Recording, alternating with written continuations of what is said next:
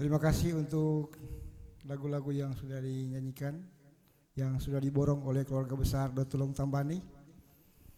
Dan saat ini kita akan mendengarkan ayat tema. Ayat tema yang terdapat dalam Yohanes pasal yang kelima ayat 6. Yohanes 5 ayat 6. Ketika Yesus melihat orang itu berbaring di situ dan karena ia tahu bahwa ia telah lama dalam keadaan itu, berkatalah ia kepadanya, "Maukah engkau sembuh?" Untuk menyambut khotbah kita menyanyi, "Berikanlah ya Tuhan berarti hidup."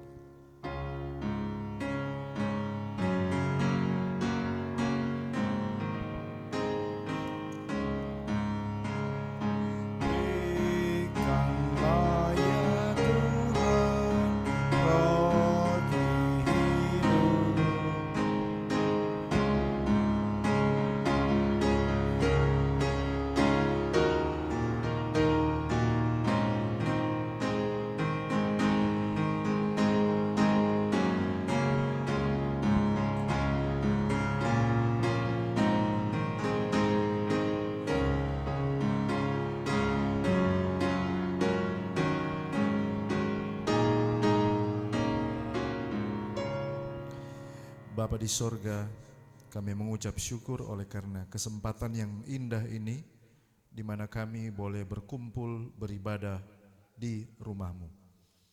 Ketika kami akan mempelajari firman Tuhan, mampukan kami untuk melihat kebenaran.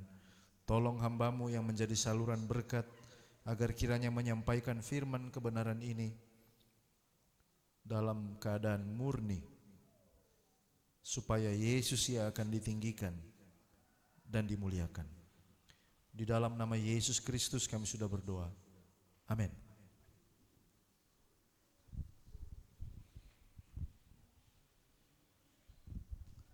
Selamat hari Sabat, saudara-saudara. Puji syukur kepada Maha Besar Tuhan, oleh karena pada hari Sabat ini boleh berkumpul dan boleh beribadah. Dari atas ini saya mau rindu mengucapkan sekali lagi selamat hari Sabat. Saudara-saudara, kita mau bilang hari Sabat, lihat apa kita pemuka, jangan lihat di HP. Selamat hari Sabat, saudara-saudara. Selamat Sabat. Bukan berarti mau masuk neraka, nyanda. Cuma maksudnya, mari saudaraku, hari Sabat ini hari yang penuh dengan sukacita, hari penuh dengan kedamaian, di mana Tuhan mengizinkan kita meninggalkan semua beban hidup, meninggalkan semua pergumulan masalah, datang dekat kaki Tuhan, mengharapkan untuk dikuatkan. Kuat for apa? Kuat untuk menghadapi pergumulan 1 minggu ke depan. Amin. Alasan mengapa saudara lupa khotbah Sabat lalu? Siapa yang khotbah Sabat lalu? Siapa yang khotbah Sabat lalu, saudara? Lectures. Dia khotbah tentang apa? Kita nyana mau tunjung. Saudara Jo, ada yang masih ingat khotbah lecture Sabat lalu tentang apa? Jangan-jangan kalau saya tanya sama Yevandri, dia sendiri juga sudah lupa. Saudaraku, rata-rata kita lupa apa yang dikhotbahkan Sabat lalu. Itulah sebabnya memang Tuhan Maha Baik. Itu sebabnya setiap hari ke-7 sudah mesti di apa? Recharge, diisi ulang. Karena kecenderungan kalau tanya, masih ingat khotbah Sabat lalu? So lupa. Itu sebabnya perlu apa? Diisi kembali. Amin. Nah, saudaraku, saya senang boleh ada bersama-sama dengan Jemaat Baru Kapas. Seingat saya, kalau tidak salah ingat, terakhir saya bicara di gereja ini bukan hari Sabat, tetapi pada waktu acara Bible Camp.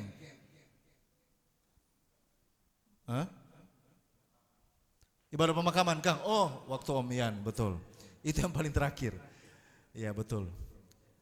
Tapi itu cuma renungan singkat. Yang agak panjang pada waktu acara Bible Camp, saya lupa tahun ini atau tahun lalu atau 2 tahun lalu itu ya. Tahun lalu. Ya, itu ketika masih agak panjang. Terima kasih. Saudaraku, saya ketika diberikan tanggung jawab membawai Departemen Misi Advent, maka dapat undangan semua yang sekolah sahabat cabang, semua yang perkumpulan, wilayah-wilayah yang baru dimasuki. Belum lagi tanggung jawab kami untuk bulan Januari sampai bulan Juni, koordinator penginjilan di wilayah Pulau Lembe. Jadi memang agak sulit mau cari waktu. Sahabat lalu kami ada di Pulau Lembe, 2 sahabat lalu ada di sekolah sahabat cabang di Bitung, 3 sahabat lalu ada di Pulau Gangga. Jadi dari pulau dan benua. Sahabat ini kalau nyanak janji Pak Ketua Lili, mungkin sudah di tempat yang lain, tapi karena saya berjanji saya mesti tepati. Dan senang boleh melihat saudara-saudaraku, saudara-saudara semua dalam keadaan baik, sehat, diberkati oleh Tuhan. Paling senang bagi seorang pendeta adalah apabila pada waktu dia melayani, dia melihat saudara-saudara ada di gereja ini, dan beberapa tahun kemudian setelah kembali, saudara juga masih ada di gereja ini. Amin, saudara. Bahkan puji Tuhan saya lihat sudah apa? Bertambah. Banyak sekali saya punya kenangan dengan mimbar ini, saudara. Bukan mau basahin supaya boleh ganti, memang ini mimbar masih yang lalu toh. Sebelum ini kita masih rasa tuh mimbar kecil yang kayu berat sekali itu. Mana itu? Oh, so dipinili. Itu mantap, berarti sudah diwariskan. Dia punya sound system juga masih yang sama. Cuma ada satu yang beda. Yang beda adalah yang memimpin acara anggota bekerja tadi. Amin. Luar biasa. Terima kasih Bapak Robert Dotulong. Kalau mau tanya berapa tahun lalu saya di sini ya, 2008 sampai 2010. Kita berdoa, memohon kepada Tuhan, tapi tidak akan pernah terpikirkan bahwa satu saat saya akan masuk di gereja ini, yang pimpin acara anggota bekerja adalah Bapak Robert Dotulong. Dan Tuhan itu luar biasa. Amin, saudara. Mengapa Tuhan itu luar biasa? Karena kalau orang bikin ibadah KKR, saya bukan cuma satu kali pernah bikin pertama lah, dan mungkin sudah pernah terjadi sejauh ini. Bikin seminar Wahyu 10 hari bikin di balai desa. KKR, kelompok kecil. Waktu keluarga masih tinggal di rumah di atas. Karena selalu yang datang memenuhi undangan KKR adalah Tante Yeni. Mari itulah, waktu saya lihat tadi Om Robert bawa acara, saya bilang Tuhan itu memang punya sense of humor. Tuhan itu jaga baku sedu, saudara. Kadang-kadang begitulah cara Tuhan yang luar biasa. Kita tidak pernah menyangka cara Tuhan, bagaimana Tuhan menuntun anak-anaknya kepada kebenaran. Amin. Dan terima kasih untuk lagu trio tadi. Kalau sahabat depan ini trio mau menyanyi ulang, kita mau cancel, tapi jadwal sahabat depan kita mau masuk ulang di Waru Kapas. Amin, saudara. Semoga sahabat depan trio ini menyanyi ulang dan dengan seragam yang baru. Baik, saudaraku, ini di live streaming atau saudara Rival? Ini di live streaming atau rekam? Rekam. Oh, oke. Nanti jadi nanti bisa diedit ya. Oke. Baik, saudaraku, mari kita mau belajar firman Tuhan dengan judul Jamahan Kasih di Kolam Bethesda yang didasarkan pada Yohanes pasal 5. Apakah itu tidak bisa dibawa ke sini? Susah? Pendek kabelnya. Oke. Kalau begitu mungkin saya yang mau turun ke bawah saja ya.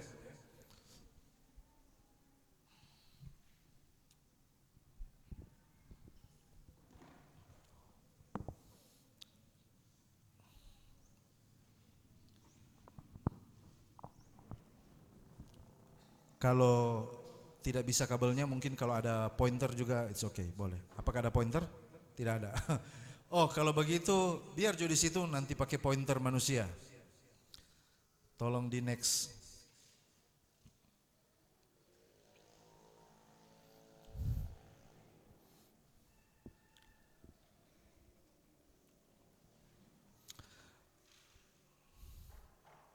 Oh, sebelum saya lanjut. Tadi waktu sekretaris jemaat membacakan surat-surat dari daerah, ada satu surat dari Departemen Sekolah Sahabat. Dan ini yang sudah mendesak. Sabat depan. Sabat depan adalah sabat ke-7. Saudara masih ingat di daerah kita kalau sabat ke-7 itu sabat apa?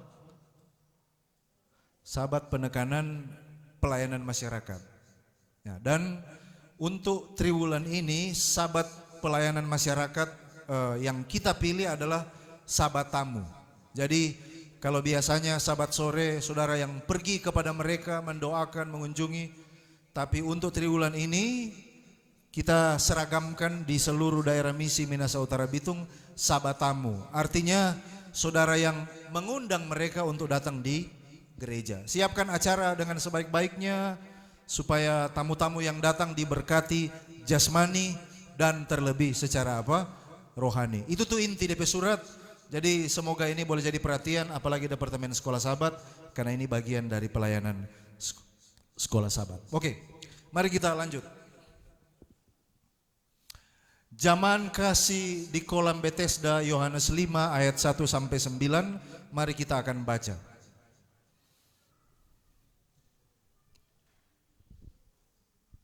Sesudah itu ada hari raya orang Yahudi dan Yesus berangkat ke Yerusalem. Di Yerusalem dekat pintu gerbang domba ada sebuah kolam yang dalam bahasa Ibrani disebut Bethesda. Ada 5 serambinya.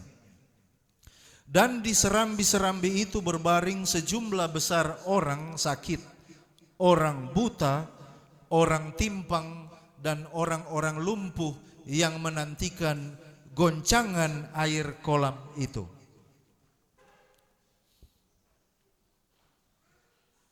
Apa yang terjadi? Sebab sewaktu-waktu turun malaikat Tuhan ke kolam itu dan menggoncangkan air itu, barang siapa yang terdahulu masuk ke dalamnya sesudah goncangan air itu menjadi sembuh apapun penyakitnya. Di situ ada seorang yang sudah 38 tahun lamanya sakit. Ketika Yesus melihat orang itu berbaring di situ, dan karena ia tahu bahwa ia telah lama dalam keadaan itu, berkatalah ia kepadanya, "Maukah engkau sembuh?"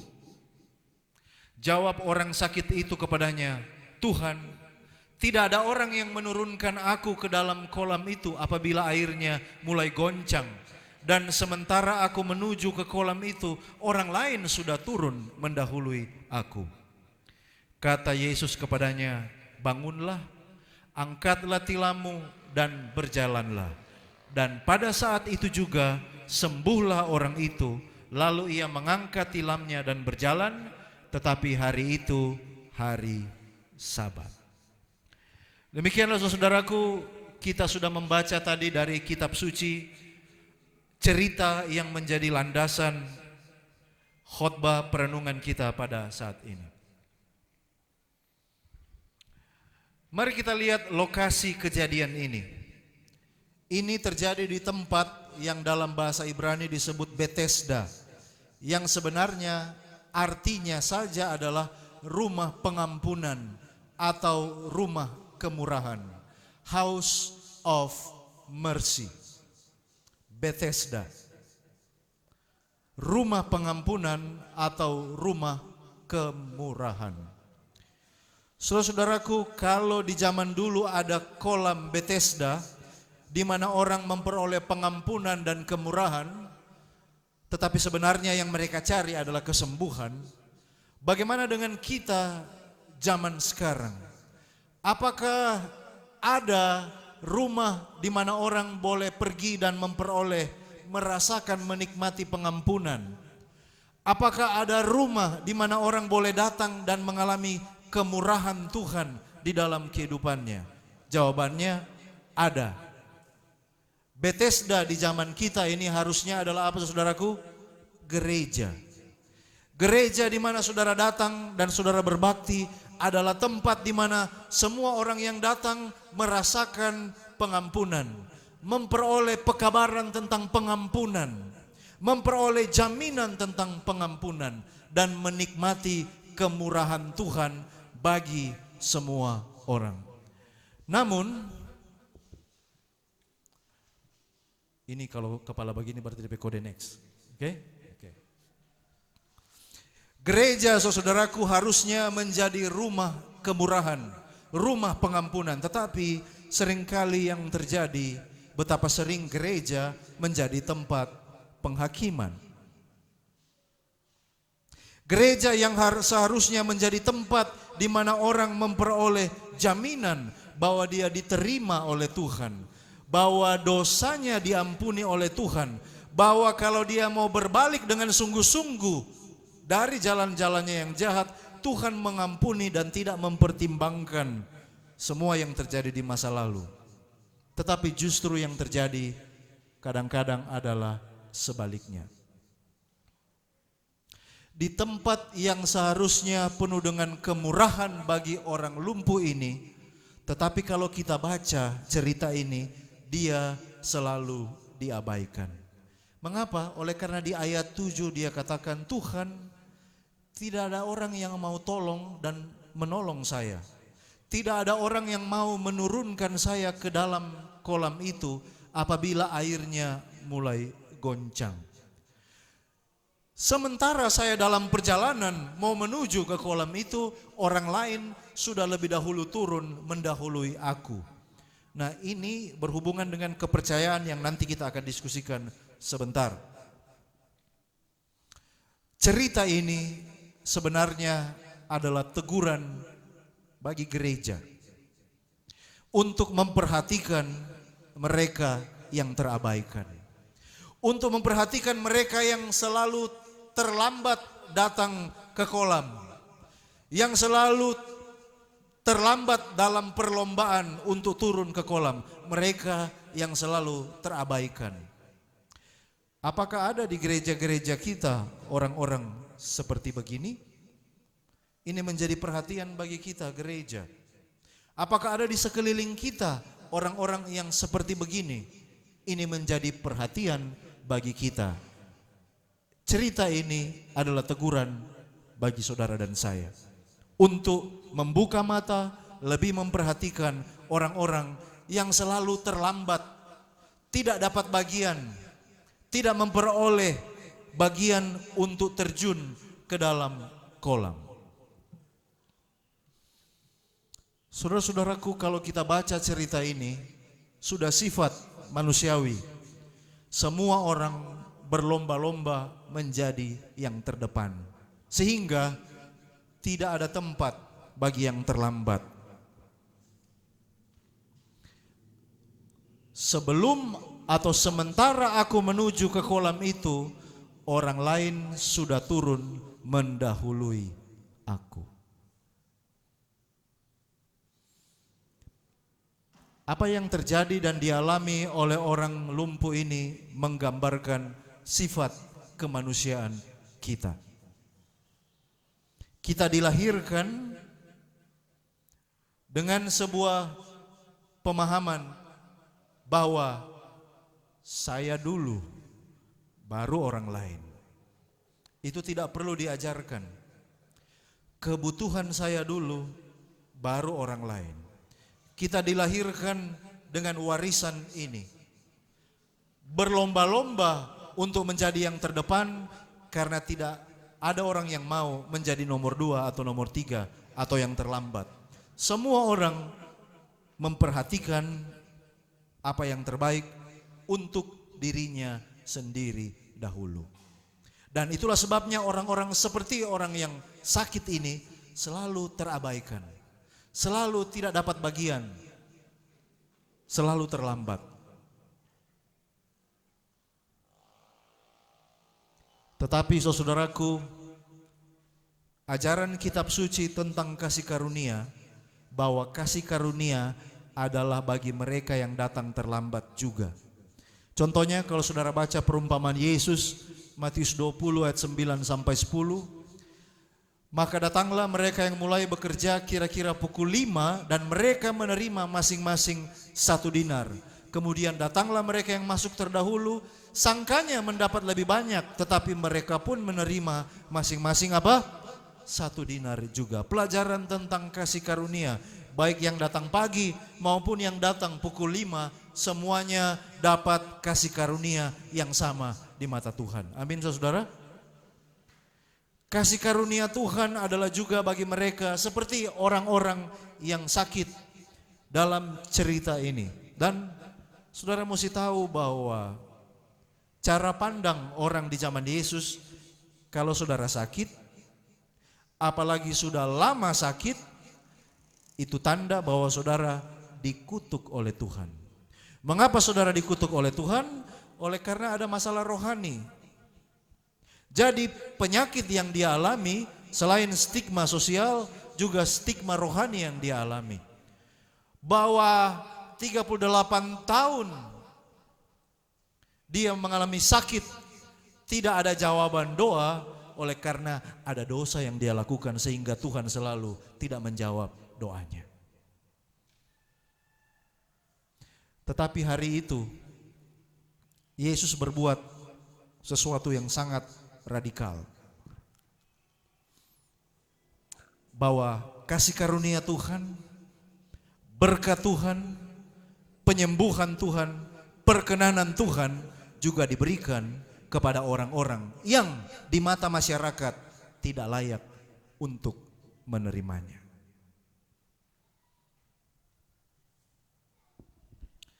Mari kita lihat saudaraku pemahaman teologis orang ini tentang kesembuhan.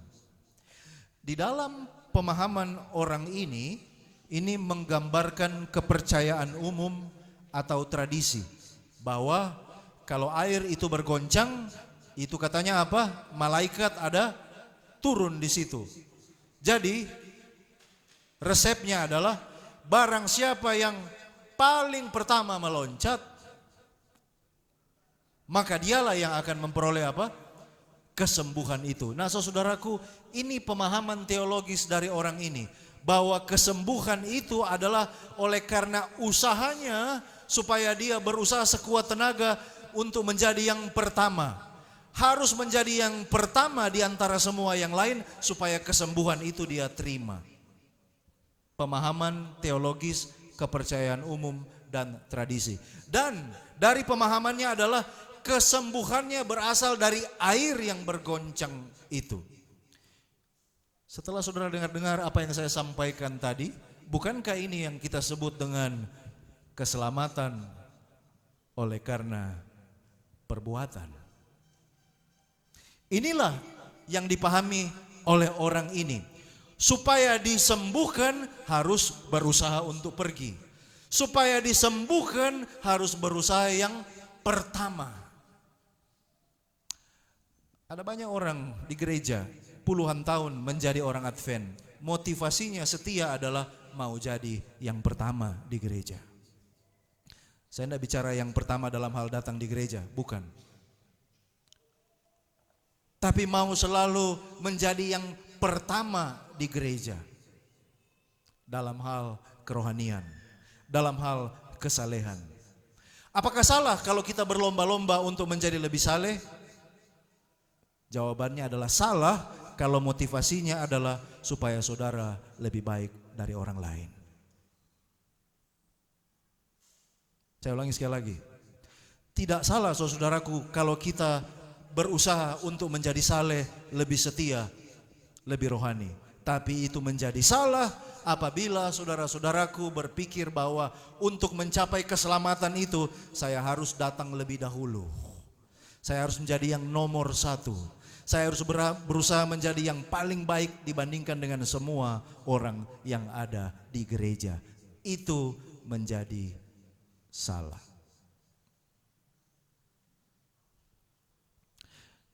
Saudaraku, kalau kita baca cerita ini, pada akhirnya Yesus menyembuhkan orang ini sekalipun dia sementara dalam kondisi berdosa dan belum mampu melihat kebenaran yang sesungguhnya. Sekali lagi bicara tentang kasih karunia Tuhan. Tuhan menyembuhkan orang ini pada waktu dia sementara di dalam kondisi berdosa dan sebenarnya dia belum mampu melihat kebenaran yang sesungguhnya. Ini cocok sekali dengan kata-kata Rasul Paulus bahwa ketika kita masih berdosa, Yesus Kristus sudah apa katanya? Mati untuk kita orang berdosa. Saudaraku, kita perlu menekankan ini berulang-ulang. Jangan sampai kita kehilangan pandangan ini, bahwa Yesus mengasihi saudara dan saya, bukan nanti saudara dan saya setia. Ketika kita masih memberontak kepada Tuhan, ketika kita masih orang berdosa jahat di mata Tuhan, Yesus sudah mati untuk saudara dan saya. Tapi nanti kita akan belajar, sesudah dia menerima saudara apa adanya, sesudah saudara menerima berkat pengampunan, setelah saudara dijamah olehnya, apa reaksi kita selanjutnya? Mari kita belajar. Saudara-saudaraku, kitab Yohanes adalah kitab yang unik dibandingkan dengan 3 Injil yang lain. Kitab Yohanes menggunakan beberapa simbol-simbol yang ditekankan secara khusus yang mungkin tidak ditemukan di tempat yang lain. Contohnya, Yohanes banyak berbicara tentang terang. Yohanes juga banyak bicara tentang air.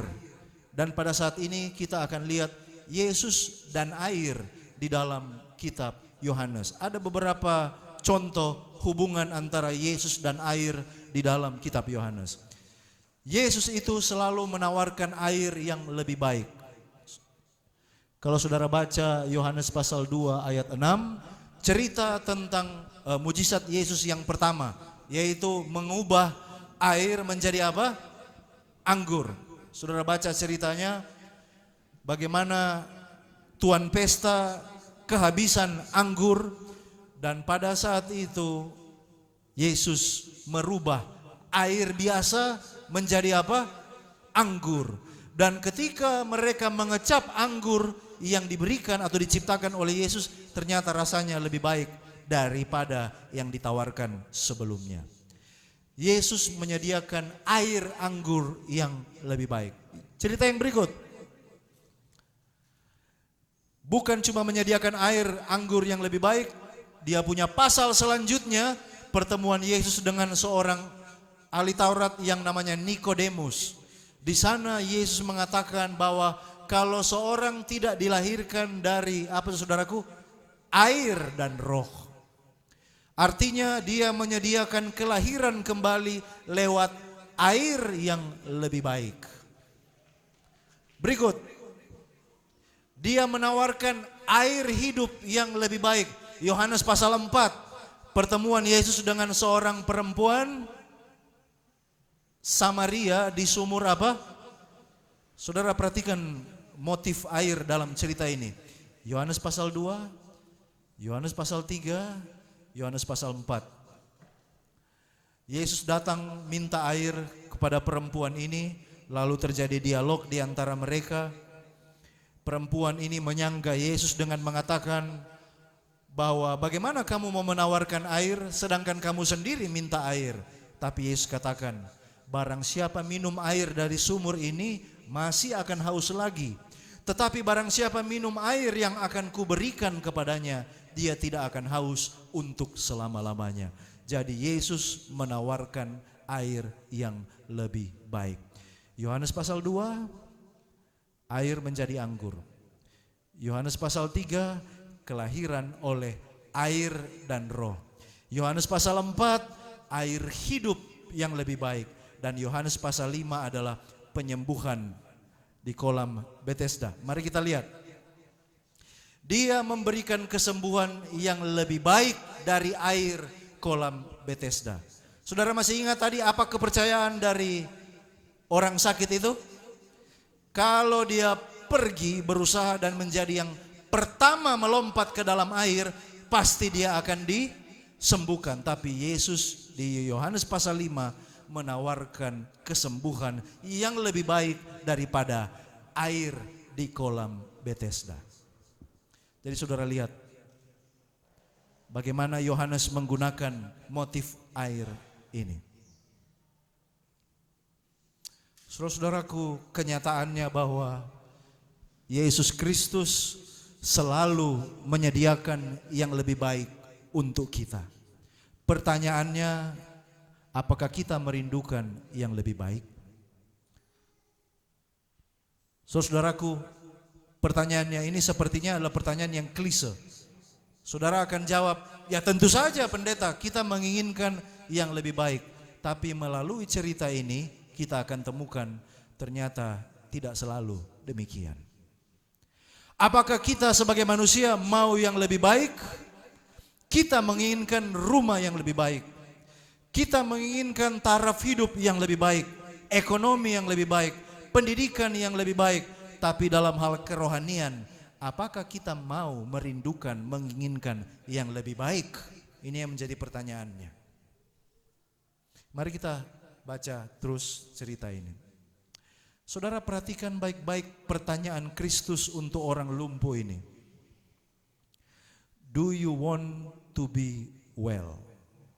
Maukah engkau sembuh? Pertanyaan macam apa ini? Orang 38 tahun dalam keadaannya yang lumpuh tidak bisa berbuat apa-apa. Lalu Yesus punya pertanyaan, maukah engkau sembuh?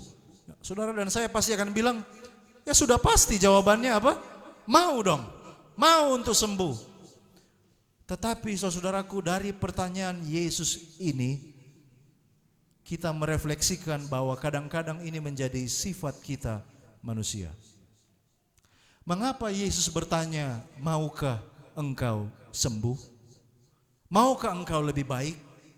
Karena rupanya kita manusia cenderung tidak menginginkan perubahan, sekalipun kita tahu kondisi yang lama itu tidak menyenangkan.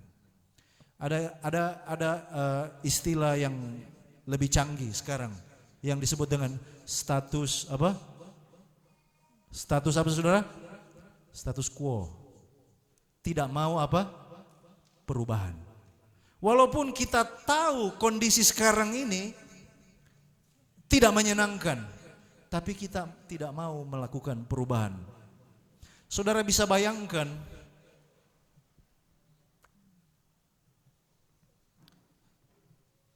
(38 tahun tidur di situ, mungkin pakai tilam yang sama, tidak mandi-mandi. So, seperti apa dia punya rupa dan baunya itu ya kira-kira? Tapi walaupun bobo busu begitu saudara, karena so nyaman di situ. Dari mana kita tahu? Karena kalau saudara baca cerita ini, ketika Yesus tanya, maukah engkau sembuh? Kita tidak pernah baca orang ini mengatakan, ya Tuhan saya mau untuk sembuh. Kita tidak pernah baca. Yang dia lakukan adalah, coba kita baca terus. Ada dua pelajaran yang dapat kita ambil dari jawaban orang ini. Ada dua pelajaran. Pelajaran yang pertama, mencari alasan untuk tidak berubah. Kalau kita baca di ayatnya yang ke-7, pertanyaan Yesus adalah ini, maukah engkau sembuh? Itu pertanyaannya. Harusnya jawabannya adalah apa? Ya atau tidak. Tapi bagaimana dia jawab? Kalau saudara baca ayat 7, Tuhan, tidak ada orang yang mau menurunkan aku ke dalam kolam itu. Dan kalaupun saya baru mau menuju ke kolam itu, orang lain sudah turun mendahului aku. Dia menemukan alasan untuk bertahan pada situasi yang sementara dia alami sekarang. Mencari alasan untuk tidak berubah. Mari kita lihat aplikasi jawaban orang lumpuh ini bagi kita. Bisa saja dia katakan begini, saudaraku, bukan salahku, aku tetap begini. Tidak ada orang yang mau membantu aku. Dengan kata lain, dia menyalahkan orang lain. Nah, bagaimana saya mau sembuh? Tidak ada orang yang mau angkat kita. Dia menyalahkan apa? Orang lain. Lalu kemudian dia katakan, mujizat Tuhan itu ada, tapi hanya untuk orang lain. Karena selalu orang lain yang lebih dulu melompat ke kolam itu. Saya selalu tidak kebagian. Mujizat Tuhan, ayat firman Tuhan, itu semua relevan untuk orang lain, tapi bukan untuk saya. Kuasa firman Tuhan tidak relevan untuk masalah pribadinya. Kira-kira ini aplikasi dari jawaban orang ini kepada Yesus Kristus. Saudaraku, seringkali kita sama seperti orang ini. Kita tahu bahwa keadaan hidup kita yang sekarang ini sesungguhnya bertentangan dengan kehendak Tuhan. Kita tahu bahwa gaya hidup yang kita hidupkan sekarang ini tidak membawa kepada kebaikan. Kita tahu bahwa pilihan yang kita buat hari ini tidak membuat kita lebih bahagia atau lebih sehat atau lebih setia. Tetapi walaupun tidak nyaman, tidak menyenangkan, karena kita sudah lama hidup dalam situasi itu, kita menolak untuk melakukan perubahan. Kita membuat banyak alasan dalam hidup ini untuk melakukan langkah perubahan. Saya hampir bilang gerakan perubahan, tapi nanti dianggap saya terafiliasi dengan partai politik. Kita menolak, saudaraku, oleh karena apa? Memang, jujur saja, melakukan perubahan itu artinya keluar dari zona nyaman. Dan keluar dari zona nyaman artinya tidak nyaman, ya kan? Itu sebabnya banyak orang tidak mau melakukan perubahan. Ini aplikasi dari jawaban orang lumpuh itu terhadap pertanyaan Yesus. Pelajaran yang kedua yang bisa kita ambil dari cerita ini adalah ini, saudaraku. Membutuhkan usaha keras dan radikal untuk berubah. Untuk mau keluar dari zona nyaman yang so bertahun-tahun atau berpuluh-puluh tahun itu, membutuhkan sebuah usaha keras dan radikal. Oleh karena apa? Coba saudara lihat kata-kata Yesus. Bangun, angkat tilammu, dan apa? Berjalanlah. Saya yakin kalau dokter pasti bukan begini caranya. Boleh next? Yesus tidak berkata, kalau saudara baca ceritanya, Yesusnya bilang begini, oke, hari ini coba berdiri dulu ya. Nah, mudah-mudahan besok kalau so kuat, baru orang mulai belajar melangkah apa? Satu demi satu. Kalau so kuat, baru boleh angka nganape tilam. Tapi Yesusnya nak suruh satu-satu. Bangun, angkat tilammu, dan apa? Berjalan. Saudaraku, apa yang diperintahkan oleh Yesus adalah sebuah hal yang sangat radikal. Seringkali untuk melakukan perubahan dalam hidup ini menjadi lebih baik, saudara harus berani melakukan perubahan yang radikal. Saudara harus membuat sebuah keputusan yang berani dan radikal. Ada kebiasaan yang harus ditinggalkan. Ada hubungan yang harus diputuskan.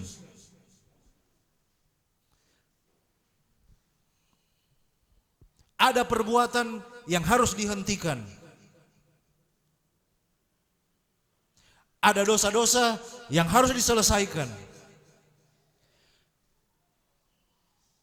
Ada pengampunan yang harus dilepaskan. Ada pola pikir yang harus dirubah. Tapi mengapa banyak orang tidak mau melakukannya? Sekali lagi, karena perubahan menuntut keluar dari zona nyaman.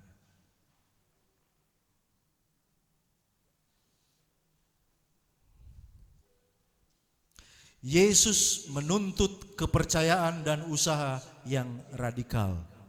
Bangun, angkat tilammu, dan apa? Berjalanlah. Inilah kata-kata Yesus, saudaraku, kepada orang ini. Kalau engkau mau melakukan sesuatu yang lebih baik, 38 tahun engkau dibelenggu oleh penyakit dan kemalangan, maka untuk melepaskan diri dari belenggu ini membutuhkan usaha ekstra.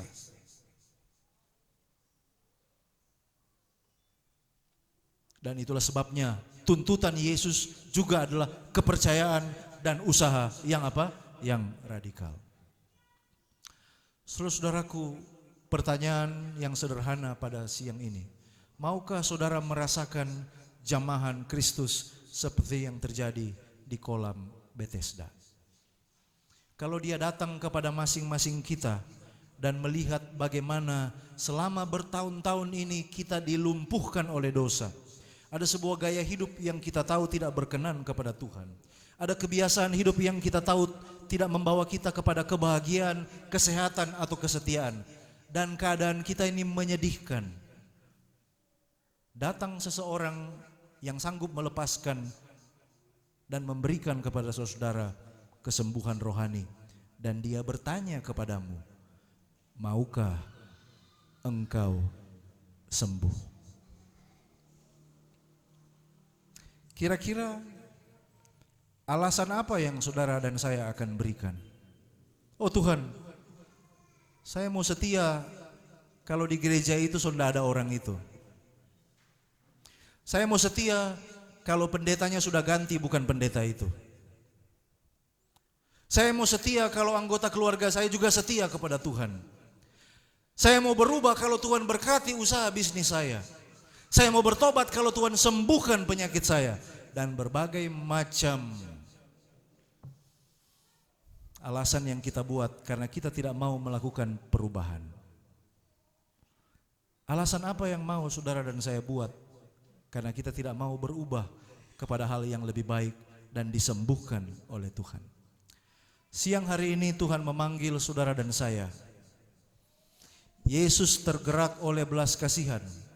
Teristimewa mereka yang terabaikan, yang selalu terlambat, yang dinomorduakan di dalam masyarakat.